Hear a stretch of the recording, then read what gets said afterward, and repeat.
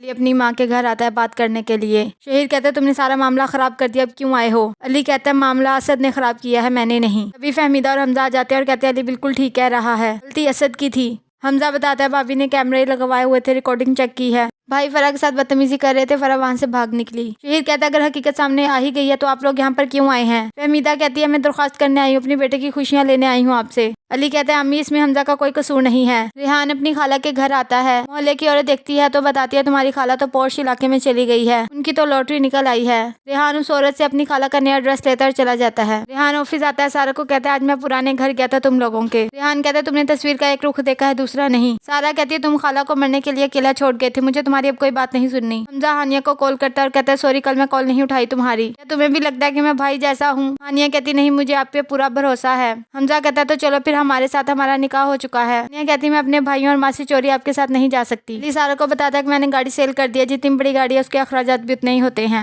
सारा कहती है आप उम्मीद मत हारे, अल्लाह एक दिन सब कुछ ठीक कर देगा। शाजिया कहती तुम हमजा से बात कर रही थी? हानिया कहती है जी अम्मी, मुझे हमजा पर यकीन है, वो अपने भाई जैसे नहीं है। शाजिया कहती तुम्हारी खुशी के लिए मैं तुम्हारे भाइयों से बात करती हूँ, तुम्हारी रुखसती कर देते हैं। अली और सारा घर आते हैं। शाजिया कहती मैंने सिर्फ अली को बुलाया था, हम हानिया की रुखसती कर रहे हैं सादगी से, सारा इस शादी में शिरकत नहीं करेगी। अली कहते जहाँ मेरी बीवी की इज्जत नहीं है वहाँ मैं खुद भी नहीं आऊंगा। हमजा की मामा कहती हैं बेटा उठ जाओ, शाजिया की कॉल आई है, वो लोग शादी के लिए मान गए हैं। नगीन कहते हैं इतनी सादगी से रुखसती नहीं करनी चाहिए। शहीर कहता है सब लोग आएंगे तो 100 सवाल करेंगे कि अली क्यों नहीं आया शादी पर, मैंने उसे मैसेज कर दिया है, अगर आना हुआ तो आ जाएगा। हमजा सारा को बताता है कि भाई ने मुझे गैरों की तरह मैसेज किया है। सारा कहती है आप हानिया के भाई हैं, आपको किसी के इनविटेशन की जरूरत नहीं है, अगर आज आप अपनी बहन की शादी पर ना गए तो उसके दिल में एक गिरा आ जाएगी और वो आपसे बदगुमान हो जाएगी, मैं नहीं चाहती कि आपका रिश्ता कमजोर पड़े। अली कहता है तुम कितनी समझदार हो। मारिया और बिलाल भाई डिनर के लिए जा रहे होते हैं कि सैम कहती मेरी तबीयत ठीक नहीं है, कुछ दिनों से मुझे बहुत नींद आ रही है, मुझे डॉक्टर के पास जाना है। बिलाल कहता है आप खुद चली जाइए, डॉक्टर को कॉल कर ले, हमारे पास टाइम नहीं है। सैम कहती है तुम्हारे लिए तुम्हारा डिनर मेरी सेहत से ज्यादा इंपॉर्टेंट है। बिलाल कहता है आप अपने डिप्रेशन की वजह से हमारी हमदर्दी अब हासिल नहीं कर सकती। अपनी मामा को कहता है अभी रुखसती तो शाम में, आप अभी से तैयार हो गई हैं। फहमीदा कहती है मैं निगत के घर जा रही हूँ, उनसे माफी मांगने के लिए कि हमारे बेटे ने गलत किया जो भी किया। फहमीदा आकर निगत से माफी मांगती है, लेकिन निगत उसे बेइज्जती करके घर से निकाल देती है। रेहान अली और सारा को देखता है, अली बाइक के पास खड़ा होता है। रेहान कहता है अगर खाला ने इसकी ऐसे शख्स से शादी करवानी थी तो मुझे और सारा को एक दूसरे से दूर क्यों किया?